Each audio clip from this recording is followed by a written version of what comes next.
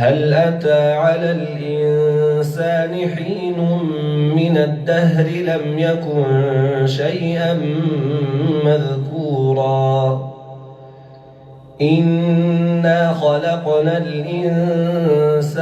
من نطفة أمشاج نبتليه فجعلناه سميعا بصيرا إنا هديناه السبيل إما شاكرا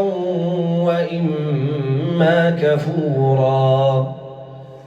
إنا أعتدنا للكافرين سلاسلا وأغلالا وسعيرا إن الأبرار يشربون من كأس كان مزاجها كافورا عينا يشرب بها عباد الله يفجرونها تفجيرا يوفون بالنذر ويخافون يوما كان شره مستطيرا ويطعمون الطعام على حبه مسكينا ويتيما وأسيرا إنما نطعمكم لوجه الله لا نريد منكم جزاء ولا شكورا إنا نخاف من ربنا يوما عبوسا قمطريرا فوقاهم الله شر ذلك اليوم ولقاهم نضرة وسرورا وجزاهم بما صبروا جنة وحريرا متكئين فيها على الأرائك لا يرون فيها شمسا ولا زمهريرا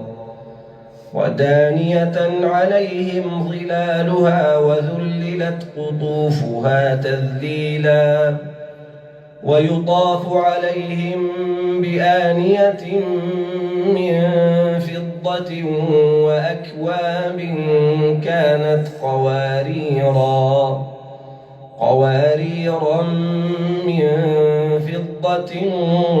قدروها تقديرا ويسقون فيها كأسا كان مزاجها زنجبيلا عينا فيها تسمى سلسبيلا ويطوف عليهم ولدان مخلدون إذا رأيتهم حسبتهم لؤلؤا منثورا وإذا رأيت ثم رأيت نعيما وملكا كبيرا عاليهم ثياب سندس خضر واستبرق وحلوا أساور من فضة وسقاهم ربهم شرابا طهورا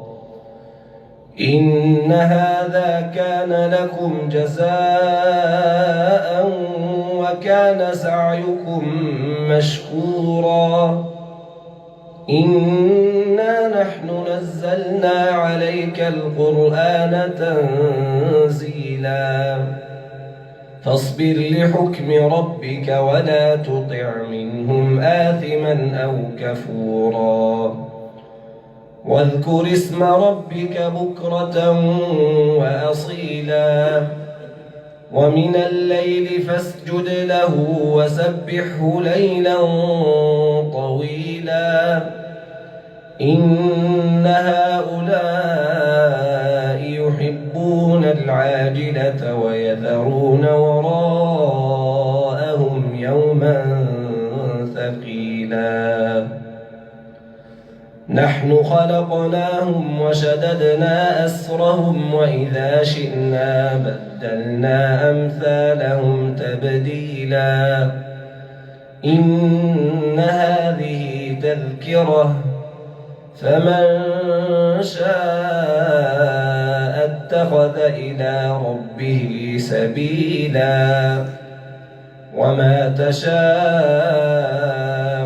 إلا أن يشاء الله إن الله كان عليما حكيما يدخل من يشاء في رحمته والظالمين أعد لهم عذابا أليما.